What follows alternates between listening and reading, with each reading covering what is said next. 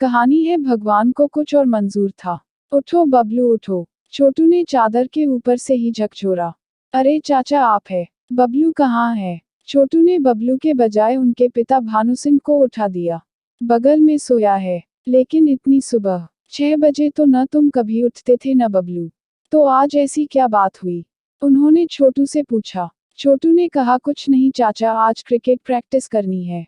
छोटू ने बगल में सो रहे बबलू को झकझोरते हुए कहा। उठ बे बबलू चल, जल्दी। बबलू ने भी सोचा कि यह क्या हुआ छोटू को। बबलू रात में काफी देर से सोया था। सोए भी क्यों न, 4 दिन दुर्गा पूजा में ही तो उसकी जिंदगी बदलती थी। फिर वैशाली के इंतजार में 1 साल काट लेता था। वैशाली धनबाद के बगल के जिले बकुंडा की एक सौम्य लड़की थी। आंखें बड़ी बड़ी, गोरा चेहरा, करीब 5.5 फुट की ऊंचाई तो होगी ही। बबलू धनबाद के भौरा में रहता था। 4 साल से वैशाली को दुर्गा पूजा के 4 दिन देखता था। यानी बस 4 दिनों का प्रेम था दोनों में, पर उसमें गहराई सदियों की। आंखों ही आंखों में बात होती थी। चेहरे पर मुस्कुराहट और फिर इंतजार, कसक, बिछड़ने की। यही कहानी थी दोनों प्रेमियों की। छोटू क्या हुआ? अरे चलो वैशाली जा रही है। बकुंडा अपने घर ट्रैकर पर बैठी है। यह सुनते ही बबलू की आंखें ऐसी खुली मानो एक दिन और उसके चेहरे को देखकर निहार लें। आंखों ही आंखों में कुछ बात हो जाए। क्योंकि दोनों 4 सालों में एक भी शब्द बयां नहीं कर सके थे, जबकि मिले कई बार। ट्रैकर के पास पहुंचते ही बबलू ने वैशाली को देखा तो उसका चेहरा भी फूल की तरह खिल गया। लेकिन यह क्या? ड्राइवर ने हॉर्न बजाने के साथ ही गाड़ी को आगे बढ़ा लिया। दोनों एक दूसरे को दूर तक देखते रहे और चेहरे ओझल हो गए। बबलू 4 घंटे तक घर नहीं गया तो पिताजी उसे ढूंढने निकले। बबलू महज 20 साल का युवक था। वहीं वैशाली की उम्र भी 18-19 की रही होगी। दोनों के प्रेम की शुरुआत दुर्गा मंदिर से ही हुई थी। पश्चिम बंगाल से सटे होने के कारण भौरा में दुर्गा पूजा बहुत धूमधाम से होती थी। 2 पंडाल लगते थे जिसको देखने 4 दिनों तक हजारों लोग आते थे। वैशाली भी बकुंडा से अपने चाचा के यहाँ आई थी। महासप्तमी का दिन था। दुर्गा मंदिर के पास बबलू और उसका जिगरी दोस्त छोटू घूम रहे थे। बबलू की नजर एक लड़की पर पड़ी। वह मेले में कुछ सामान खरीद रही थी। बबलू के पैर रुक से गए। आंखें खुली रह गई, मानो इससे सुंदर लड़की कोई बनी ही न हो। क्या हुआ बबलू, बढ़ बे आगे। छोटू ने धकेलते हुए कहा। अरे छोटू देख यार, एक लड़की है। कितनी सुंदर। कौन? छोटू ने पूछा। जो सामान खरीद रही है।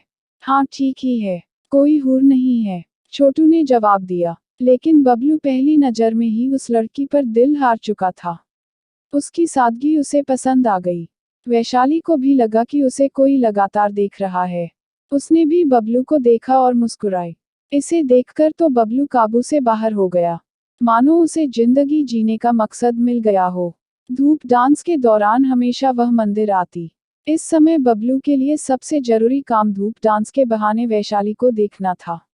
वैशाली की सहेलियां भी दूसरे दिन जान गई कि वैशाली को भी कोई लड़का पसंद आ गया है।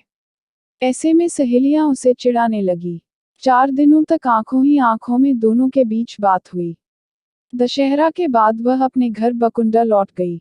1 सप्ताह तक बबलू उदास रहा। लेकिन क्रिकेट का सीजन होने के कारण उसका मन लगने लगा।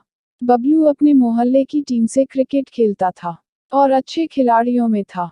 लेकिन वैशाली की परछाई ने उसे एक अलग जिंदगी के लिए भी प्रेरित किया। क्रिकेट को मंजिल मानने वाले बबलू की अब एक और जिंदगी बन गई।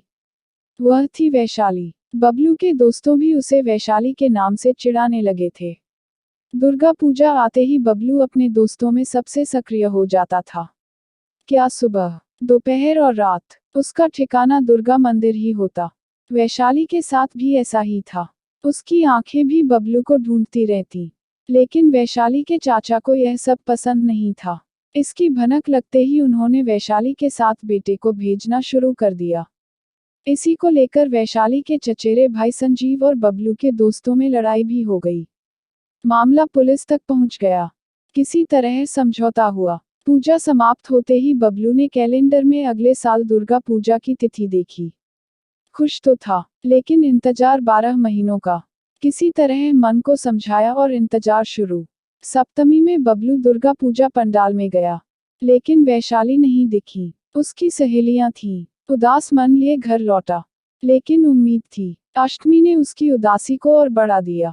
पता चला कि वह इस साल दुर्गा पूजा में नहीं आएगी, क्योंकि चाचा ने नहीं बुलाया।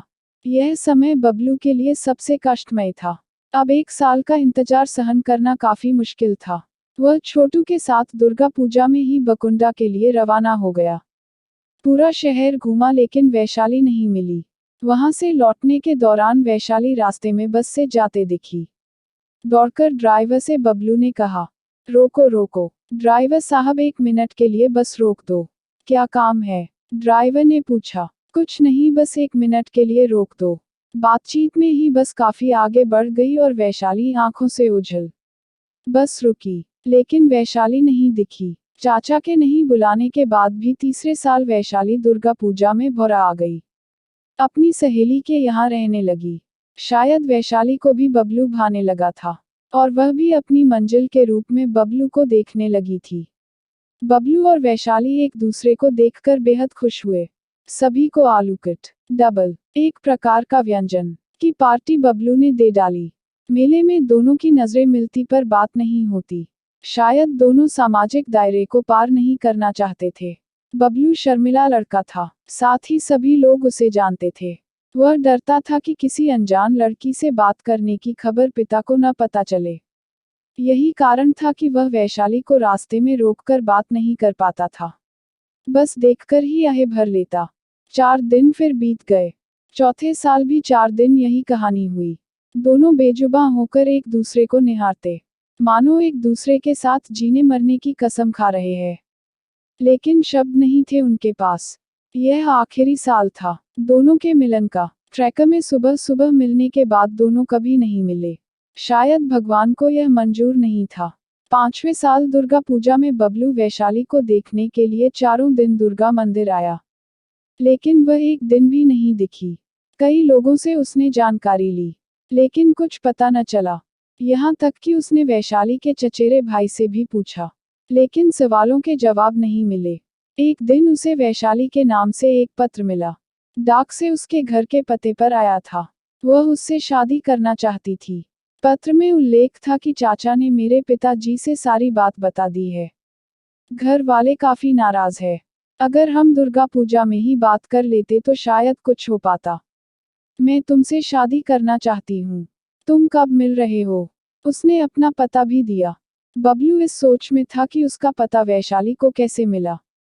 छोटू ने उसे पता दिया था, लेकिन वैशाली के मना करने के कारण छोटू ने बबलू को यह बात नहीं बताई। उसी दिन बबलू बकुंडा के लिए बस से रवाना हो गया। एक ही धुन सवार थी कि बस वैशाली को लाना है। लोगों से पूछते पूछते वह वैशाली का घर ढूंढ ही रहा था कि पास से गुजरते लोगों की बातें उसके कान में पड़ी। कौन वैशाली? अच्छा, वह लड़की काफी चंचल थी, लेकिन भगवान को कुछ और मंजूर था। किसी लड़के के साथ उसका प्रेम था। घर वालों को पता चला। कई बार बोला कि धनबाद के उस लड़के को भूल जाओ, लेकिन वह तो उसके लिए मीरा की तरह प्रेम धुन में थी। फिर क्या था? एक दिन उसका शव पेड़ से लटका मिला। कई चर्चाएं हुई। किसी ने उसे मार दिया, आत्महत्या कर ली, लेकिन सच्चाई क्या थी किसी को पता नहीं। सुना है पुलिस ने भी जांच खत्म कर दी है। उनकी बातें सुनते ही बबलू घुटनों पर बैठ गया। उसकी मंजिल तक जाने वाले रास्ते वही खत्म। जीवन शून्यता से भरा हुआ लगा। हाथ से वैशाली का पत्र वही छूट गया और वह शांति से आगे बढ़ता गया। इसके बाद बबलू कहाँ गया आज तक किसी को पता नहीं। उसके घरवाले भी 10 साल से अधिक समय से ढूंढ रहे हैं, लेकिन उसके आने की उम्मीद अब धूमिल हो चुकी है। अगर आपको कहानी पसंद आए तो लाइक और शेयर कीजिए और चैनल को सब्सक्राइब करना मत भूलिए।